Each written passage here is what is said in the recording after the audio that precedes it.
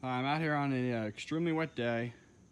It's PM Enterprises with my Toro 6000 series, doing some wet grass testing. As you can see, incredibly wet.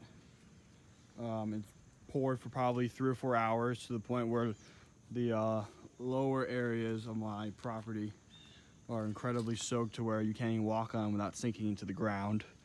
And I wanted to expand on the point I made during my Toro versus John Deere video, as probably the people who watched that were curious what I meant by my lower RPM technique. What that basically is, you see this throttle here. Normally when you're cutting, you want to put this throttle all the way to full, which is around 3,600 RPMs.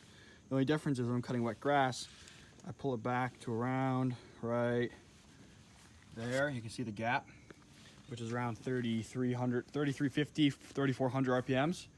And what that's going to do is that's going to slow down your blade tip speed a little bit and reduce the amount of pull the blades have on the grass. And it's going to reduce the buildup on your deck. As you can see, I probably mowed for maybe 15 minutes out here. I had a short video before, I have a short more video after this showing that, of it cutting the wet grass. And this is what happened. As you can see, very, very little buildup, if any. Another thing to take note of is, you see this is called the turbo baffle.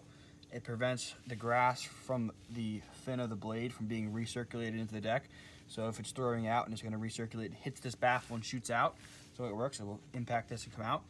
Toro has a, I'm not really 100% sure why, but they have a gap here, maybe to help the discharge when it's dry.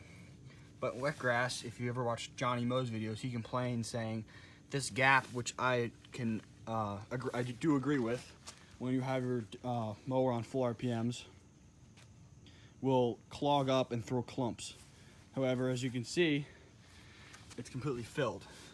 And I notice when I turn my RPMs down, it fills it up, but it doesn't have enough force to actually throw out and clump.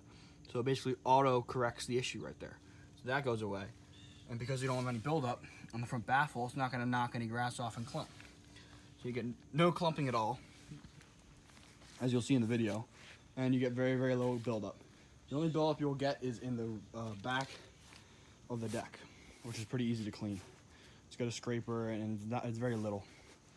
But this is very, very important for a lot of landscapers that have trouble with X marks, Toros, and more tightly baffled decks that clump, as this really, really helps. I mean, I would rather take this in wet grass with my lower RPMs than take a Skag or a John Deere any day.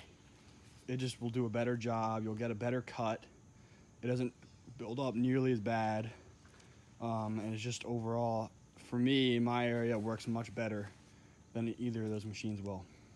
Based off my previous ownership of Skags, I know when you get in the tall, thick, wet grass, it lasts maybe 5-10 minutes and then you start clumping. But this will last you hours without any problems. So I just want to make a quick video. Thanks for watching. Have a nice day.